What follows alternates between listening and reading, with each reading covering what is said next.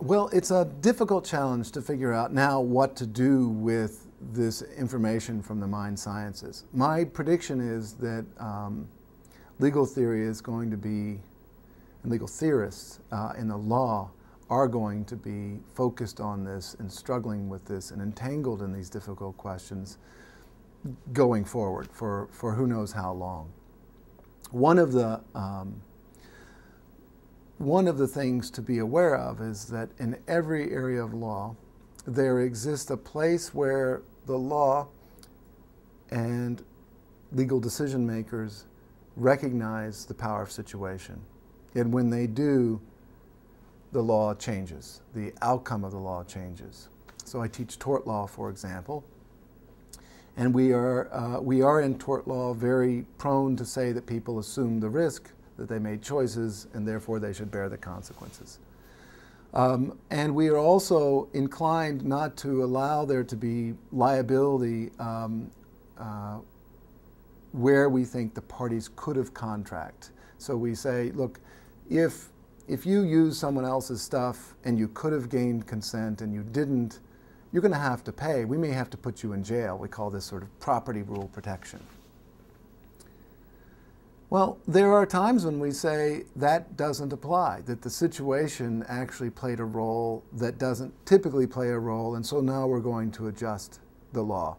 An example, a famous example in tort law is the case of a family out on a boat on a lake, and a sudden storm comes up, and now this family is stuck in the middle of the lake, and they need to get somewhere for safety.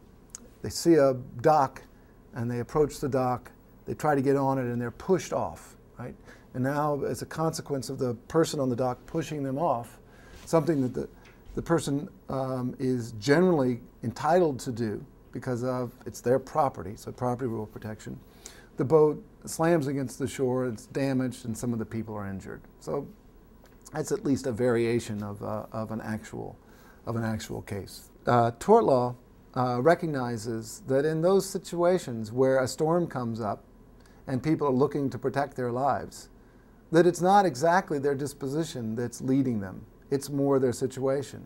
Tort law says then that you're permitted to use someone else's dock, and that if they do try to push you off, they're going to have to compensate you for the consequences. So there's an example of where the law is adjusted to take situation into account. I could take you through every area of law. I won't. In part because I don't know them all. But if I did, I would take you through all of them and show you that in every area of law there's a place where situation comes in. And so the law has already struggled with this. It just picked a particular sort of dividing line.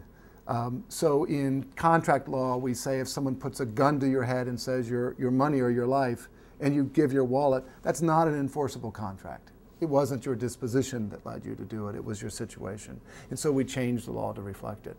I think one general way in which the law is going to have to deal with this is it's going to have to slide the sort of the dividing point between when situation matters and when disposition matters. And that's going to be difficult because there is some simplicity and there's something affirming about the idea that if something bad happens to someone, it's because they chose it. So there will be resistance to this, but I think that the mind sciences are going to appeal to those who are committed to kind of a truth, to expand those circumstances in which we take situations seriously. Now, if you do that, and you begin thinking about problems like crime, this doesn't mean that you're suddenly saying, well, because criminal behavior was situationally caused, we should set all the criminals free. It's actually much more complicated than that, but its implications can be quite concrete. So one thing it might do is it might suggest to you that if criminals behaved a certain way, it's not a solution to changing that behavior simply to say that those people should be put behind bars.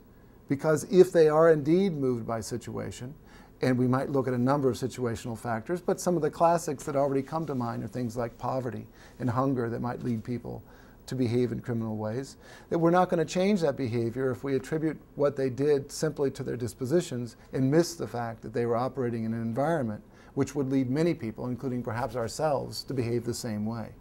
So its focus on behavior, kind of an instrumentalist view of law, asking how can we change what people do that might lead us to change how we respond to criminal behavior.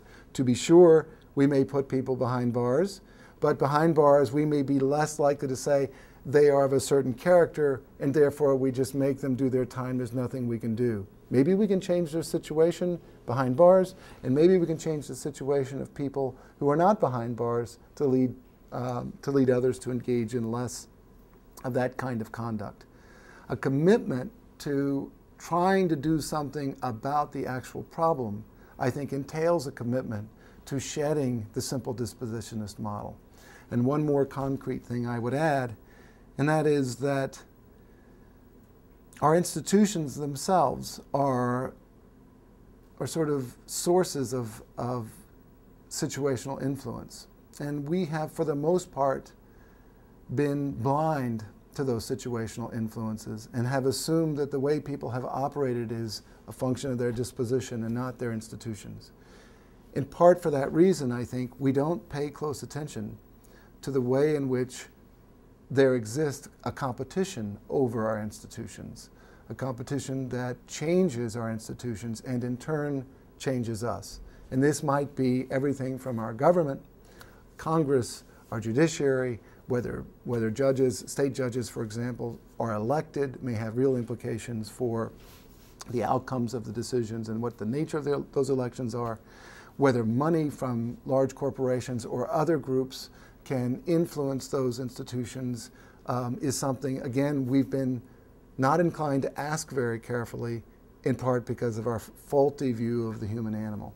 So I would say there are many concrete ways in which sort of a more situationist perspective might change the law. The details of it, though, I think require first accepting kind of the nature of the problem, and second, a more general attempt on the part of many of our best and brightest legal scholars and young law students, and indeed our judges, to help sort out exactly what this means.